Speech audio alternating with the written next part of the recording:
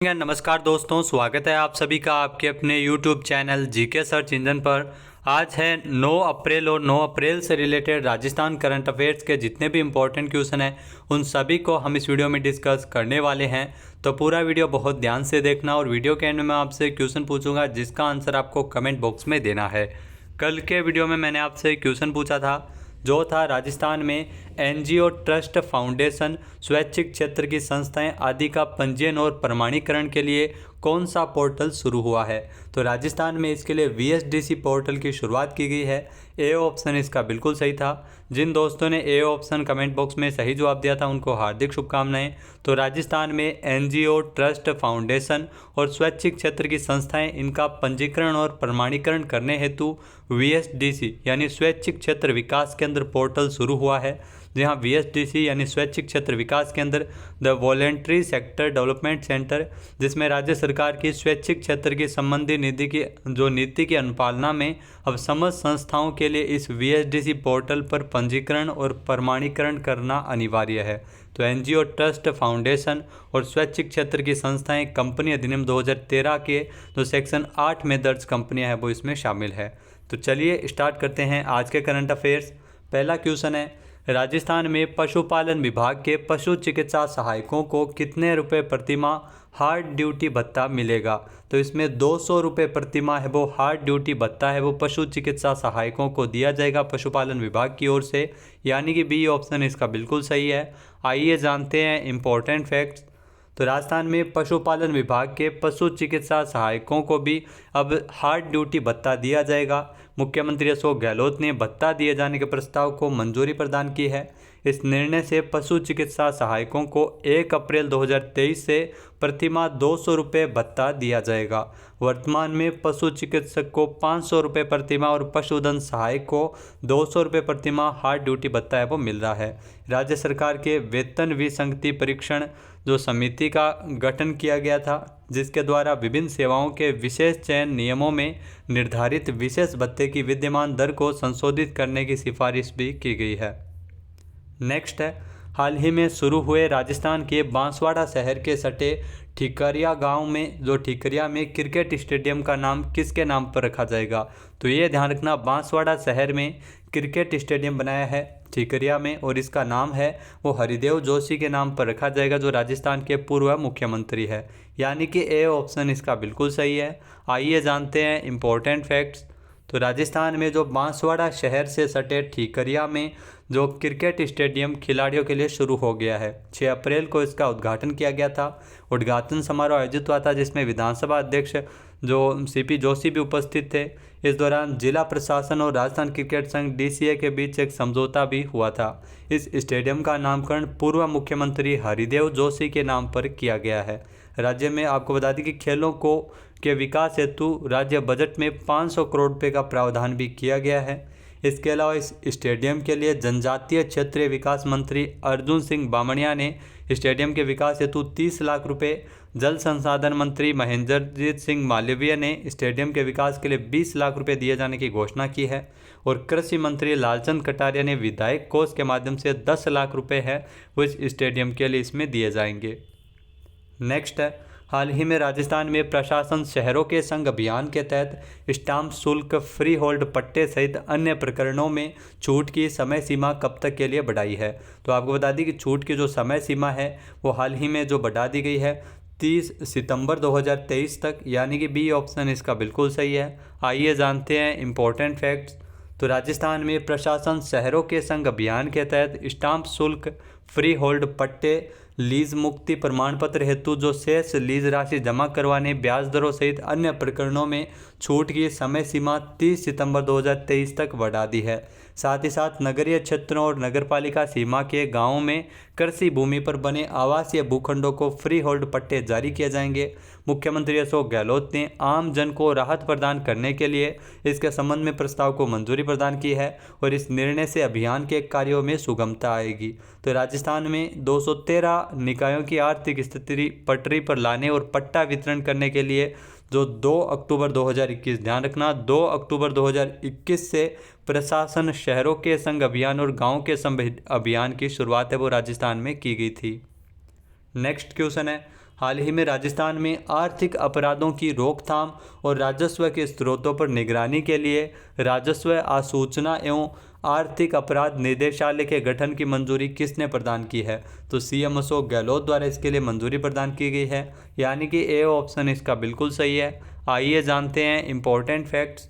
तो राजस्थान में आर्थिक अपराधों की रोकथाम और राजस्व के स्रोतों पर अब अधिक मजबूती से निगरानी के लिए राजस्व आसूचना एवं आर्थिक अपराध निदेशालय के गठन किए जाने का महत्वपूर्ण निर्णय लिया है। सीएम अशोक गहलोत ने इस निदेशालय के गठन के प्रस्ताव को मंजूर किया है, जिसमें राज्य स्तर पर निदेशालय का नोडल और प्रशासनिक विभाग, वित्त एवं राजस्व विभाग इसमें रहेगा। आर्थिक अपराधों पर नियंत्रण, अनुसंधान, जांच और अभियोजन से संबंधित प्रकरण निदेशालय के अधिकार क्षेत्र में रहेंगे। इसके माध्यम से भूमि पर अवैध कब्जे, रियल एस्टेट में धोखाधड़ी और अनियमितता, जो बैंक, बीमा एवं जमा पूंजी संबंधी कार्य में धोखाधड़ी या फिर फर्जी कंपनियों के गठन और सरकारी साख समितियों के कार्य में धोखाधड़ी करने वालों पर शिकंजा कसा जाएगा। नेक्स्ट क्वेश्चन है, राजस्थान में पहली वंदे भारत एक्सप्रेस ट्रेन को हरी झंडी दिखाकर पीएम मोदी कब रवाना करेंगे? तो राजस्थान की जो पहली वंदे भारत एक्सप्रेस ट्रेन है, जिसे 12 अप्रैल को हरी झंडी दिखाकर पीएम मोदी रवाना करेंगे, यानी कि बी ऑप्शन इसका बिल्कुल सही है। जो लग्जरी ट्रेन है वंदे भारत ट्रेन, ये 12 अप्रैल से राजस्थान में इसकी शुरुआत है वो हो रही है। आइए जानते हैं इम्पोर्टेंट फैक्ट्स। तो राजस्थान में वंदे भारत एक्सप्रेस ट्रेन 12 अप्रैल को पीएम मोदी इस ट्रेन को हरी झंडी दिखाकर रवाना करेंगे। अजमेर से दिल्ली के लिए ये ट्रेन जाएगी और अलवर, रेवाड़ी, गुरुग्राम में इसका ठहराव होगा। इसकी स्पीड भी 110 की रहेगी। आम जनता के लिए ये 13 अप्रैल से ट्रेन चलेगी। इसके अलावा जयपुर से दिल्ली तक 310 किलोमीटर का जो सफ़र है वो 4 घंटे 45 मिनट की बजाय अब वंदे भारत ट्रेन के माध्यम से 1 घंटे 45 मिनट में पूरा कर सकेंगे। दिल्ली के बाद ये ट्रेन जयपुर से जोधपुर, कोटा, उदयपुर शहरों में भी जाएगी। इसके अलावा राजस्थान में वंदे भारत एक्सप्रेस ट्रेन के लिए जयपुर, मदार, अजमेर, उदयपुर, गंगानगर, जोधपुर में मेंटेनेंस डिपो बनाए गए हैं। नेक्स्ट है, हाल ही में मुख्यमंत्री अनुवर्ती कोचिंग योजना के नए पोर्टल का शुभारंभ किसके द्वारा किया गया था? तो मुख्यमंत्री अनुवर्ती कोचिंग योजना, जिसके माध्यम से जो प्रतियोगी परीक्षाओं की तैयारी करवाई जाती है, तो इस योजना हेतु नए पोर्टल का शुभारंभ किया था टीकाराम जूली के द्वारा, यानी कि सी ऑप्शन इसका बिल्कुल सही है। टीकाराम जूली जो राजस्थान में सामाजिक न्याय और अधिकारिता मंत्री है, इनके द्वारा इस पोर्टल का शुभारंभ किया गया था। आइए जानते हैं इम्पोर्टेंट फैक्ट्स।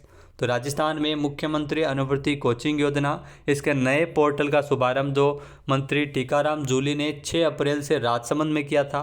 पिछले साल 15,000 अभ्यर्थी इस योजना से जुड़े थे, जिसे राज्य सरकार द्वारा इस साल बजट में 30,000 किया गया है।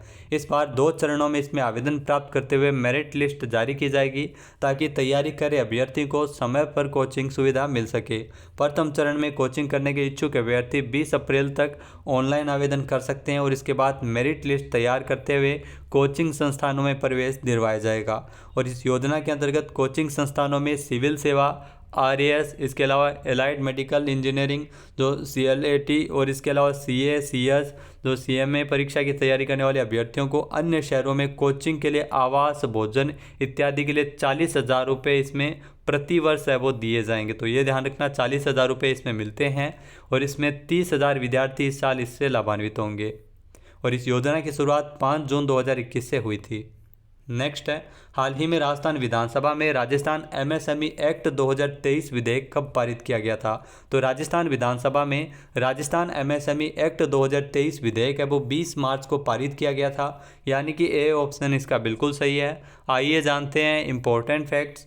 तो 20 मार्च 2023 को राजस्थान के उद्योग मंत्री शकुंतला रावत के मुताबिक राज्य विधानसभा में राजस्थान सूक्ष्म, लघु और मध्यम उद्यम जो एमएसएमई की स्थापना और प्रवर्तन का सुकरणीकरण जो संशोधन विधेयक है वो 2023 को ध्वनि मत से राजस्थान विधानसभा में 20 मार्च को पारित किया गया था। राजस्थान एमएसएमई एक्ट 2023 विधेयक आने के बाद राज्य का आर्थिक सामाजिक स्वरूप बदलेगा और राष्ट्रीय और अंतर्राष्ट्रीय स्तर पर औद्योगिक क्षेत्र को मजबूती मिलेगी। इस अधिनियम में अर्थव्यवस्था को गति प्रदान करने और राज्य सरकार के विभिन्न अनुमोदन प्राप्त करने के लिए छूट की अवधि ध्यान रखना 3 वर्ष से बढ़ाते हुए इसमें 5 वर्ष की गई है। तो ये बात इंपॉर्टेंट है, जो छूट की अवधि है उसे 3 वर्ष से बढ़ाकर 5 वर्ष की गई है। इस एमएसएमई एक्ट के तहत एमएसएमई पॉलिसी के तहत 5 वर्ष तक किसी भी निरीक्षण या एनओसी से मुक्त उद्योग स्थापित करने का रास्ता खोला गया है।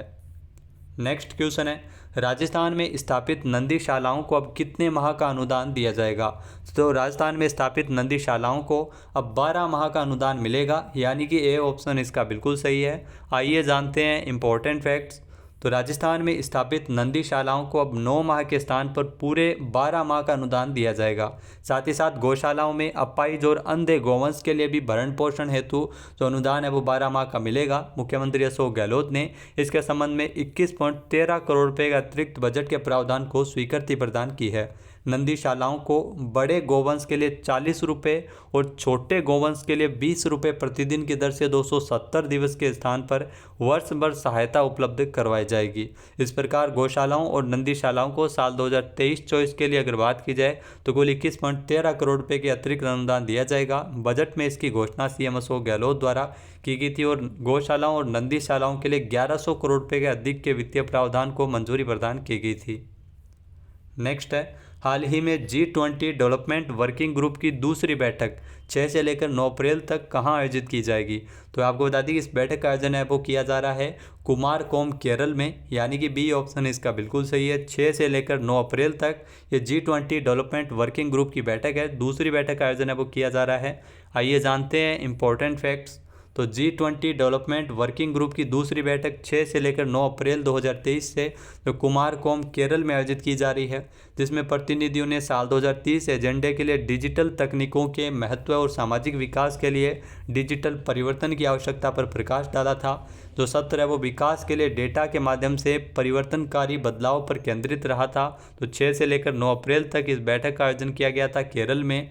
इसके अलावा G20 की जो पहली विकास कार्य समूह की बैठक है, अब इससे पहले बैठक का आयोजन है वो 13 से लेकर 16 दिसंबर 2022 तक मुंबई में किया गया था, महाराष्ट्र में। नेक्स्ट है, हाल ही में भारतीय रिजर्व बैंक ने क्रेडिट कार्ड के माध्यम से जो एकीकृत भुगतान इंटरफेस UPI लेन देन को मंजूरी कब प्रदान की है?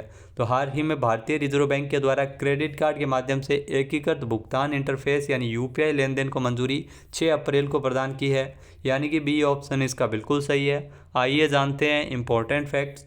तो भारतीय रिजर्व बैंक RBI के द्वारा 6 अप्रैल 2023 को क्रेडिट कार्ड के माध्यम से एकीकृत भुगतान इंटरफेस यानी UPI लेन देन को मंजूरी प्रदान की है। वर्तमान में UPI ग्राहकों के डेबिट कार्ड को उनके बचत या चालू खातों से जोड़कर लेन देन की अनुमति देता है। UPI वर्तमान में भारत में खुदरा डिजिटल भुगतान की मात्रा का 75% हिस्सा है, यानी खुदरा जो डिजिटल भुगतान होता है उसमें 75% हिस्सेदारी है वो UPI की है। RBI ने जून 2022 में रुपे क्रेडिट कार्ड को UPI से जोड़ने की अनुमति भी दी थी। अब बात कर लेते हैं आज के हमारे क्विज की, जिसका आंसर आपको कमेंट बॉक्स में देना है। तो आज का क्विज है 13वीं Akhil Bharatiya police commando championship में किस राज्य की पुलिस टीम ने best state police commando team की ट्रॉफी जीती है? एक बार फिर से सुनिएगा, 13वीं Akhil Bharatiya police commando championship जिसमें किस राज्य की पुलिस टीम ने best state police commando team की ट्रॉफी जीती है? इसका सही आंसर आपको कमेंट बॉक्स में देना है। और अगर ये वीडियो आपको पसंद आए तो इसे लाइक और शेयर करना बिल्कुल न भूलिएगा। चैनल पे नए हैं, सब्सक्राइब नहीं किया है तो अभी सब्सक्राइब बटन पर क्लिक करें। इस वीडियो की जो PDF फाइल है वो आप वीडियो के डिस्क्रिप्शन बॉक्स से डाउनलोड कर सकते हैं और इस क्वेश्चन का आंसर आप वोट करके भी कर सकते हैं। वीडियो देखने के लिए धन्यवाद। जय हिंद, जय भारत, जय राजस्थान।